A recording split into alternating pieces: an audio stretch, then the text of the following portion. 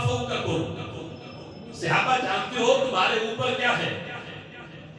اب اوپر صحرا میں بیٹھے تھے، چھت نہیں تھی تو صحابہ کہہ سکتے تھے محبوب اوپر آسمان ہے، لیکن یہاں بھی جواب یہی دیا اللہ ورسولہ اعلم، اللہ جانے یا اللہ کا رسول جانے کہ اوپر کیا ہے۔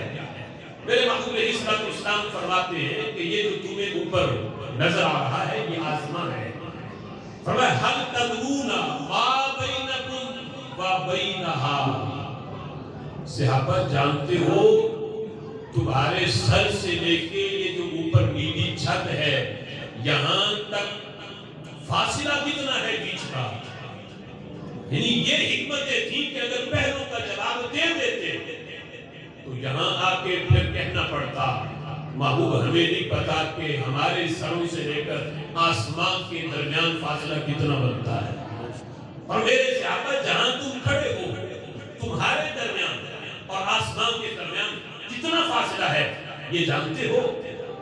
آج اتنی سائنس نے ترقی کر لی، یہ دعوے بھی کیے کہ ہم چاند پہ پہنچے، لیکن چاند تو آسمان سے کہیں نیچے ہے، ہزاروں سال کی مسافت یہاں بھی ہے، آسمان چاند کو یہ اتنا فاصلہ بھی نہیں ہوگا جتنا آسمان کا ہے، آسمان سے بہت نیچے، لیکن دعویٰ یہاں تک کر دیا کہ ہم چاند پہ پہنچے، لیکن آسمان اور زمین کے درمیان فاصلہ کتنا ہے قیامت تک بھی سائنس ان کی چھلانگیں لگا دے، لیکن یہ فاصلہ وہ ناپ نہیں سکتے جو میرے نبی نے ایک لمحے میں مسئلہ حل کر دیا۔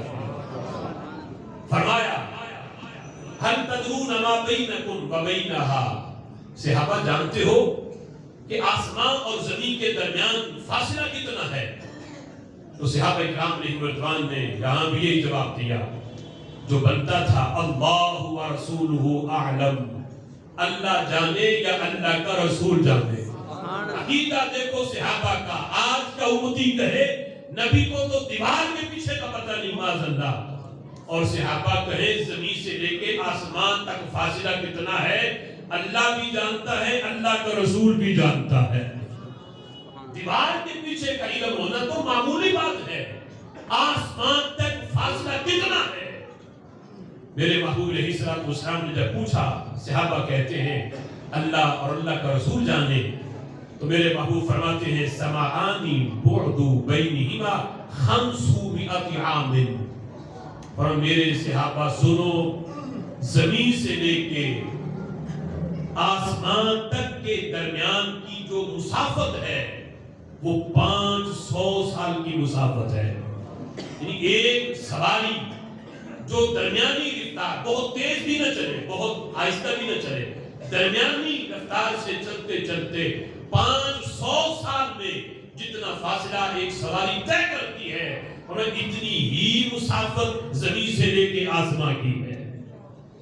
میرے محبوب علیہ السلام چونکہ اس وقت یہ میل اور کلومیٹر کے لحاظ سے فاصلہ بیان نہیں کیا جاتا تھا، تو میرے محبوب نے اس لحاظ سے سمجھایا کہ 500 سال کی مسافت۔ پھر پوچھا میرے صحابہ جانتے ہو آسمان کی موٹائی کتنی ہے؟ سبحان اللہ، صحابہ کہتے ہیں اللہ ورسولہ اعلم۔ آج یہ سائنس سے سوال، سائنس یہ نہیں بتا سکتی آسمان کتنا موٹا ہے، موٹائی کتنی ہے۔ میرے محبوب فرماتے ہیں آسمان کی موٹائی بھی اتنی ہے، 500 سال آسمان کے اندر رہ کے کوئی سفر طے کرے، نیچے والی سطح سے شروع کرے اوپر والی سطح تک جاتے ہوئے 500 سال لگ جائیں گے، پھر آسمان کی موٹائی ختم ہوگی۔ سبحان اللہ۔ پھر اللہ حاضر قیاس میرے محبوب فرماتے ہیں اتنی ہی پہلے آسمان سے لے کے دوسرے آسمان تک پھر اتنا فاصلہ ہے 500 سال کا، پھر دوسرے آسمان کی بھی اتنی ہی موٹائی ہے۔ اور یہ حدیث سامنے رکھ کے محبوب کے سفر معراج کی حقیقت اور اس کی عظمت کا پتہ چلتا ہے کہ تیرے لیے 2-4 قدم عرش بری ہے، بے شک سبحان ہزاروں اللہ، سال کا سفر رات کے تھوڑے سے حصے میں کر لینا، یہ ہمارے نبی علیہ السلام کی قوت سفر ہے جو ہزاروں سال میں طے نہیں ہوتا، میرا نبی ایک لمحے میں وہاں سے ہو کے واپس بھی تشریف لے آتے ہیں. سبحان اللہ. پھر پوچھا میرے محبوب علیہ السلام نے عدد سماوات ساتوں آسمانوں کو شمار کیا اور ان کی مسافت کو بیان کر کے پھر پوچھا هل تدرون ما فوق ذلك.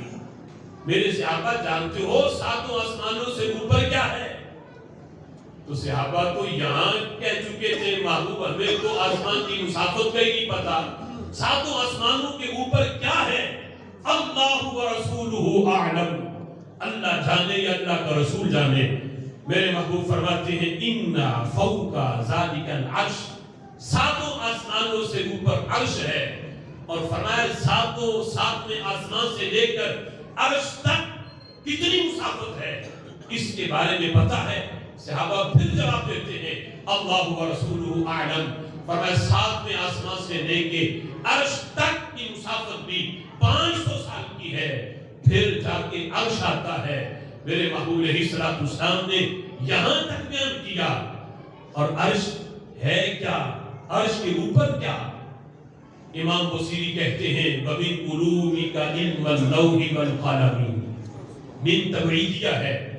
کہا نبی کے علم کو اپنے عقل کے ترازو میں تولنے والوں لوح و قلم جس میں اللہ نے جب سے کائنات بنی قیامت تک بلکہ قیامت کے بعد جنہوں نے جنت میں جانا ہے کس نے جہنم میں جانا ہے کس نے پیدا ہونا ہے کس کس کے کیا نام ہوں گے کون کون سی مخلوقات ہوگی سب کچھ اللہ نے لوح پہ لکھا قلم نے لکھا لوح نے محفوظ کر لیا. یہ ہے لوح و قلم. قیامت تک کچھ بھی ایسا نہیں جو لوح کے اندر موجود نہ ہو.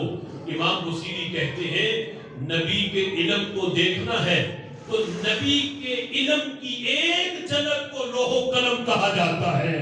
جن کے علم کی ایک جھلک کا نام لوح و قلم ہو ان کے کل علم کا اندازہ کون لگا سکتا ہے؟ وَمِنْ عُلُومِكَ عِلْمَ اللَّوْحِ وَالْقَلَمِ.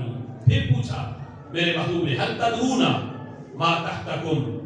میرے صحابہ جانتے ہو تمہارے نیچے کیا ہے جس پہ کھڑے ہو؟ صحابہ بتا سکتے تھے جس پہ ہم کھڑے ہیں یہ زمین ہے ہمارے نیچے زمین ہے. لیکن یہاں بھی جواب یہی دیا اللہ و رسولہ اعلم. اللہ اس کو رسول جانے. فرمایا انہا الارض. میرے صحابہ تمہارے نیچے زمین ہے اور جانتے ہو زمین کے نیچے کیا ہے؟ فرمایا ان تحتها ارض اخرى. زمین کے نیچے ایک اور زمین ہے. یہ زمین اس کے نیچے ایک اور زمین ہے. یہاں کچھ اس قسم کے توہمات بھی ہیں کہ فلاں جگہ پہ کنواں نکالتے نکالتے کھدائی کی تو اور مخلوق نکل آئی. یہ سارے توہمات ہیں کوئی اس کی حقیقت نہیں. دوسری زمین تک تو کوئی پہنچ ہی نہیں سکتا. جب پوچھا میرے صحابہ بتاؤ پہلی زمین سے لے کے دوسری زمین تک کا فاصلہ کتنا ہے؟ بیچ میں خلا ہے کوئی چیز نہیں پانی بھی نہیں. زمین سے لے کے دوسری زمین تک جو بیچ میں فاصلہ ہے وہ کتنا ہے؟ صحابہ کہتے ہیں محبوب ہمیں نہیں پتا. محبوب اللہ جانے یا اللہ کا رسول جانے. میرے آقا فرماتے ہیں بینہما مسیرۃ 500 سنہ. پہلی زمین سے لے کے دوسرے زمین تک کا فاصلہ بھی 500 سال کی مسافت ہے. کون سا جو ہے آلہ ہے جو اس مقدار کو ناپے؟ یہ میرے نبی کی نگاہ نبوت ہے جنہوں نے صرف ظاہر کوئی نہیں دیکھا بلکہ زمین سے نیچے جو زمین ہے میرے نبی کی نگاہ اس زمین کو دیکھ بھی رہی ہے اور مسافت کو بیان بھی کر رہی ہے. سبحان اللہ. اب اس حدیث کو پڑھ کے اعلیٰ حضرت امام اہل سنت کا وہ شعر سمجھ میں آتا ہے. میرے امام نے کہا تھا سر عرش پر ہے تیری گزر جنہیں فرش پر ہے تیری نظر ملکوت و ملک میں کوئی شے نہیں وہ جو تجھ میں آیا نہیں. سبحان اللہ. سر عرش پر ہے تیری گزر. عرش پر بھی محبوب آپ کے قدم لگے معراج کی رات. عرش نیچے رہا. عرش تو پھر مقام میں ہے. محبوب آپ تو لا مقام میں گئے جہاں جہت کی کوئی نہ تھی نہ اوپر نہ نیچے نہ دائیں نہ بائیں. لا مقام میں گئے. عرش تو نیچے رہا. سر عرش پر ہے تیری گزر، دل فرش پر زمین کا جو دل ہے اندر اس کے کیا ہے؟ میرے محبوب تمہاری نظر تو اسے بھی دیکھ رہی ہے، دل فرش پر ہے تیری نظر، ملکوت و ملک میں کوئی شے نہیں، اے میرے نبی وہ جو تجھ میں آیا نہیں۔ سبحان اللہ۔ میرے آقا تو فرماتے میں پوری کائنات کو اپنے ہاتھ کی ہتھیلی پہ یوں دیکھتا ہوں جس طرح رائی کے دانے کو دیکھا جاتا ہے۔ اب رائی کا دانہ یہ نہیں کہ اس کو دیکھنے کے لیے کوئی بندے کو سفر کرنا پڑے، بلکہ ایک جھلک میں پورا دانہ ایک سرے سے لے کے دوسرے تک نظر آ رہا ہوتا ہے، بے شک۔ بلکہ دانہ تو دانہ رہا، پوری ہتھیلی نظر آ رہی ہوتی ہے، دانہ تو پھر اس میں تھوڑی سی جگہ گرتا ہے، اور میرے نبی کی نگاہ ایسی ہے پوری کائنات کو ہاتھ کی ہتھیلی پہ یوں دیکھے جس طرح رائی کے دانے کو دیکھا جاتا ہے۔ سبحان اللہ۔ نگینیں دیکھنے کے لیے کہ فلاں جگہ پہ کیا ہے، فلاں جگہ پہ کیا ہے، سفر کرنے کی حاجت ہی نہیں، جو پوری کائنات کو ہاتھ کی ہتھیلی پہ رائی کے دانے کی طرح دیکھیں، ان سے کائنات کی کون سی دیوار حجاب بن سکتی ہے؟ آج کے نجدی بتائیں تو صحیح وہ دیوار ہے کون سی جس کے پیچھے میرا نبی دیکھ نہیں سکتا؟ فرش زمین پہ بیٹھ کے جو لوح محفوظ کی تحریر پڑھ کے صحابہ کو سنائیں، وہ جو واقعات ابھی ہونے والے ہیں مدینہ شریف میں بیٹھ کے براہ راست میدان محشر کا منظر صحابہ کو بیان کریں تو ماننا پڑے گا ملکوت و ملک میں کوئی شے نہیں وہ جو تجھ میں عیاں ہے۔